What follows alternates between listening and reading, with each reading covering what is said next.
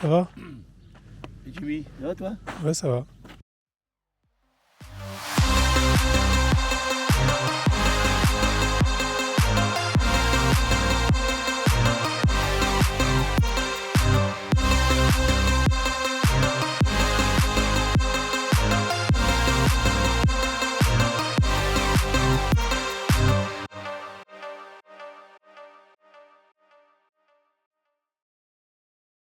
Bienvenue dans l'épisode 9 de ma série de vidéos consacrée à mon voyage au Ladakh. Et si vous n'avez pas vu les anciens épisodes, je vous invite à les découvrir. C'est parti!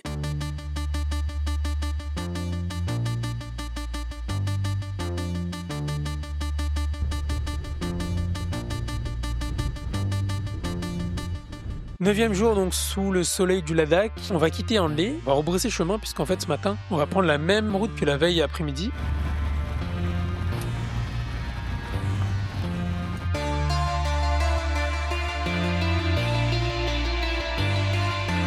Du coup, pour changer un peu, j'ai décidé de vous faire l'instant publicité pour la marque de vêtements de Pascal. C'est pas une blague. En fait, avant de quitter Andlé, on essaie d'avoir le point de vue depuis l'observatoire dont je vous avais parlé dans l'épisode précédent. En fait, arrivé devant, on constate qu'on arrive un peu trop tôt pour l'ouverture. Donc on décide de ne pas y aller. Une pause inutile donc, sauf pour Pascal, libératrice.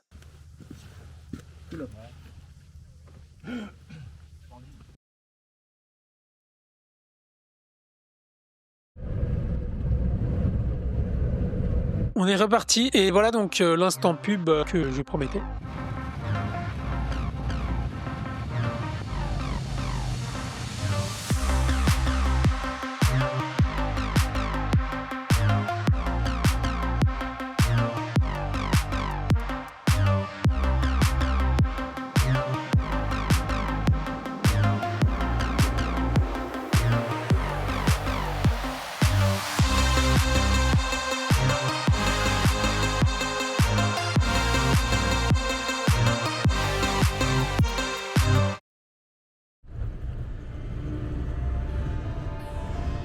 Le chauffeur tout en maîtrise.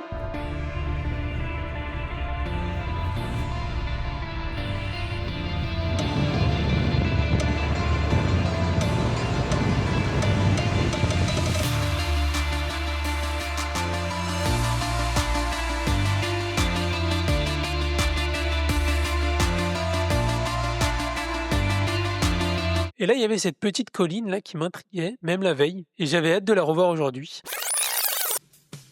Et là, il y avait cette petite colline là qui m'intriguait, et j'avais hâte de la revoir aujourd'hui. C'était vraiment curieux en vrai, parce qu'il n'y avait rien de cette couleur autour. On dirait vraiment que quelqu'un avait déposé tout ça ici, quoi.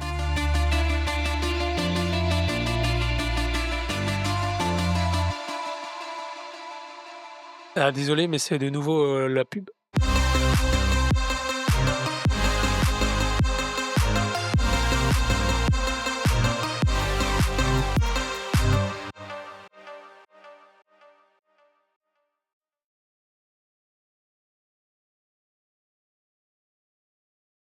Et là, ça sort de nulle part.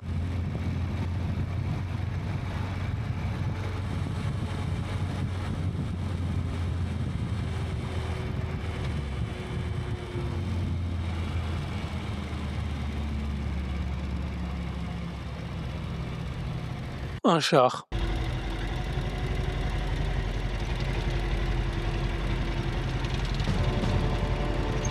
On aurait vraiment dit un camp d'entraînement éphémère ou en cours d'installation. Tout ça pour dire en fait que voilà, les tensions sont là, la peur est là.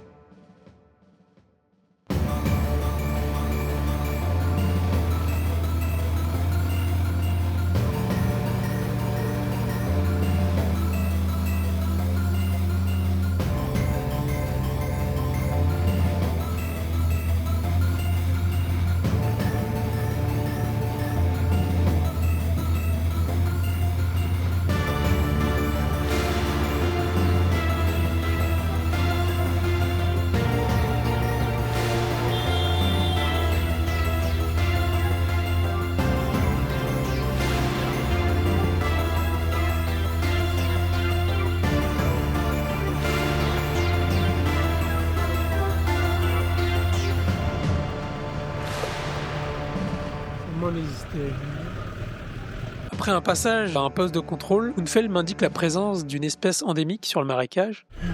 Winter season is going. Ok.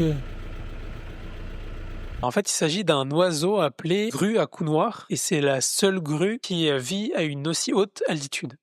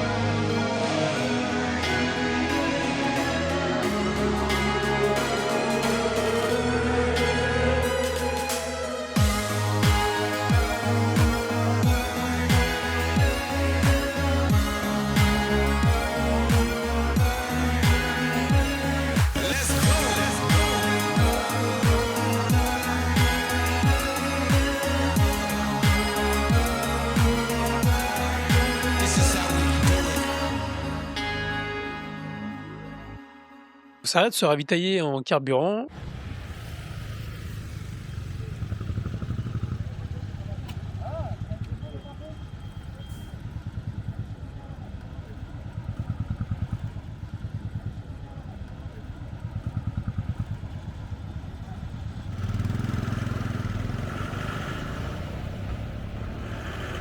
On fait une petite pause.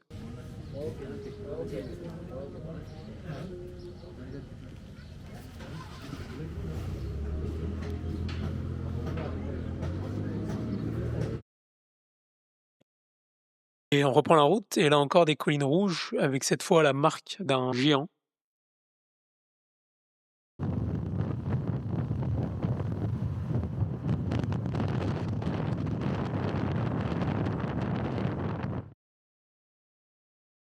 Un nouveau point de contrôle et arrive l'heure du déjeuner.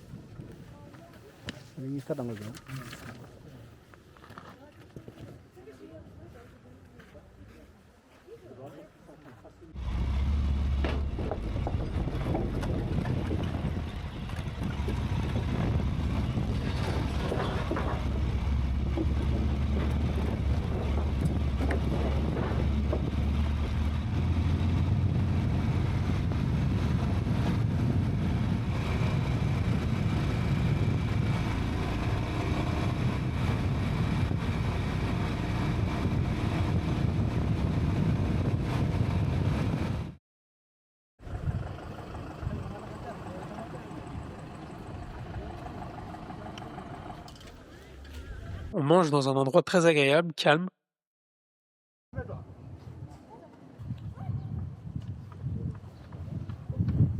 Ce lieu m'avait marqué, je m'en souviens encore très bien aujourd'hui. On avait surtout bien mangé.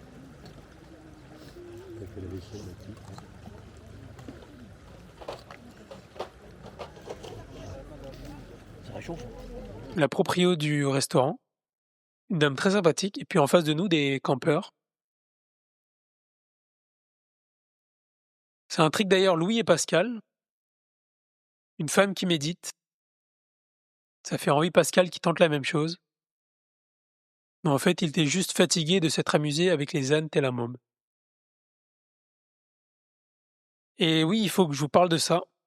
Le Honey Lemon Ginger Tea, miel, citron, gingembre, thé, une tuerie. Facile à en faire en vrai, c'est pour ça que j'ai pas encore essayé. Mais ça faisait beaucoup de bien à la gorge en fait. Et avec Valentin, c'était devenu une routine que de prendre ce Honey Lemon Ginger Tea.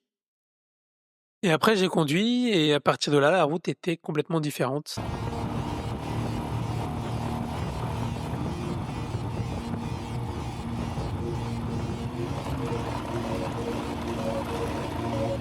Même si j'avais mal partout, en vrai j'étais quand même content de rouler sur du off-road. Je pouvais pas ne pas penser que l'occasion ne se représentera peut-être jamais après ça. Du coup, je me suis senti vraiment obligé de conduire et franchement la route c'est exactement ce que j'étais venu chercher à la base. Les sensations étaient vraiment là, et j'étais content.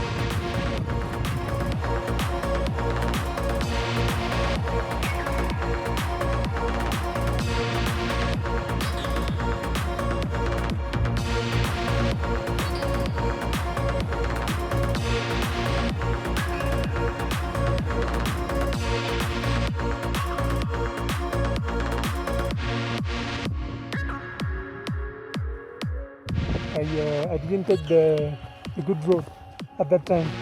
You took the trail. I took the trail Trail. because I couldn't move left, so I took the other one.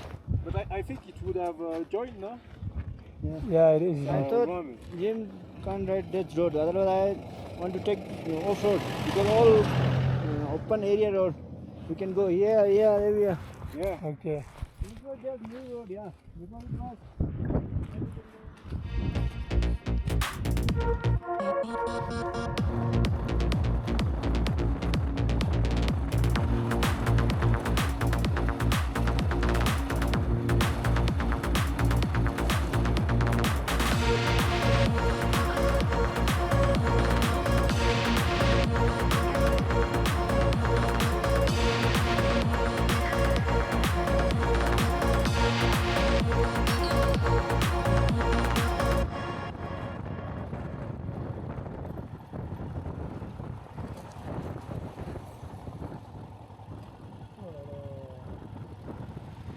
Et là, on s'arrête prendre quelques photos près de ce lac. Oh les pigeons! Les pigeons. Oh les pigeons!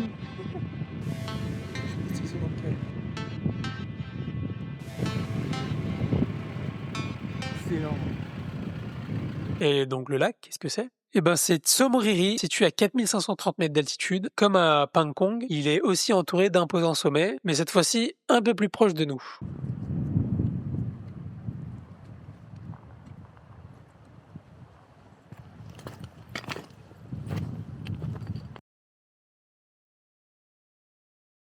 Et nous, on va à Korzuk pour passer la nuit. C'est le seul village près de ce lac. Mais avant, on va en direction d'un petit point de vue des familles. Tu connais. Et pour ça, une grosse épreuve moto nous attend avec du off-road bien sale comme on est.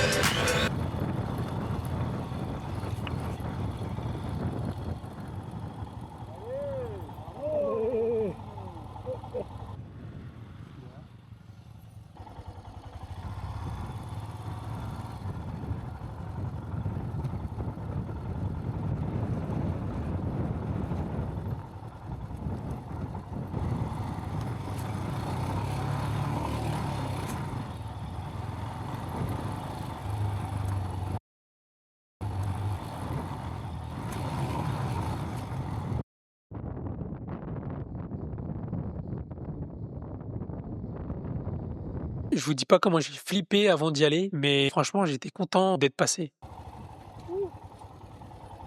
Wow. Et ouais, franchement, ça valait le coup parce que la vue était incroyable. T'es obligé. C'est dur. C'est trop dur de partir à gauche après. Et moi, Jean-André a commencé à danser devant moi. Pareil, je me suis dit, bah là.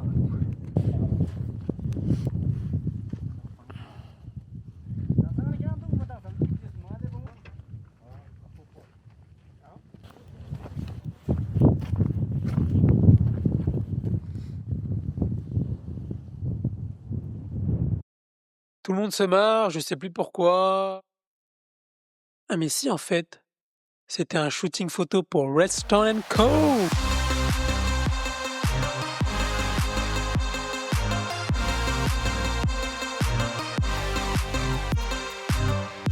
Ah non, pardon, pas ça.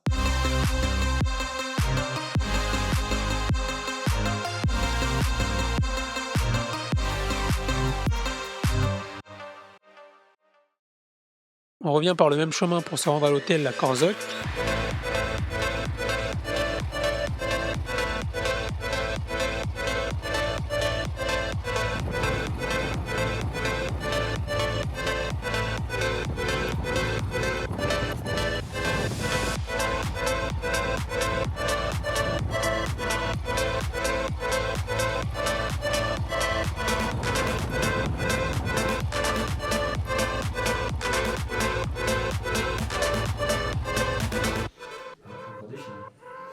Ouais.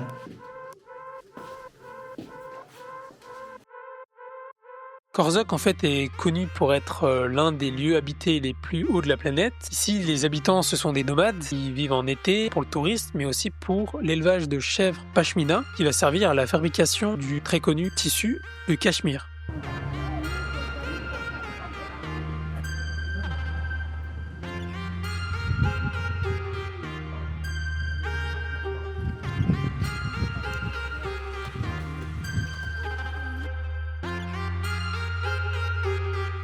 Et dans ce petit village, en fait, on y trouve un monastère du XVIe siècle, de la branche Drukpa. En fait, les monastères, c'est un peu comme les églises en France, on en trouve dans chaque village, même les plus reculés.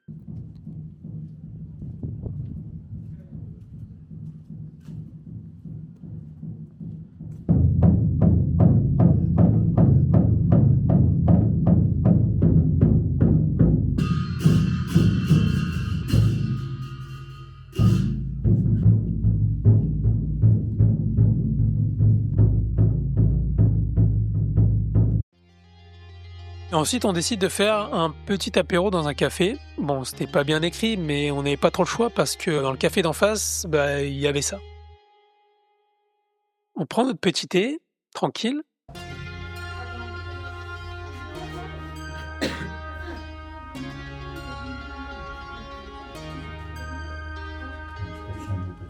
Et là, le proprio vient voir si tout se passe bien. Et après une bonne discussion sérieuse avec lui, il va proposer à l'un de nous un contrat d'embauche pour tenir la boutique. Il accepta. Et en fait, ça aussi, c'est une tuerie. Voilà, c'est donc la fin de l'épisode 9. Je vous dis à très bientôt pour l'épisode 10. Everyone, good night. Good night. Bye bye. You don't want that brother on full. Sorry? Take full brother. Ah yeah. Yeah, yeah. Good night. Good night.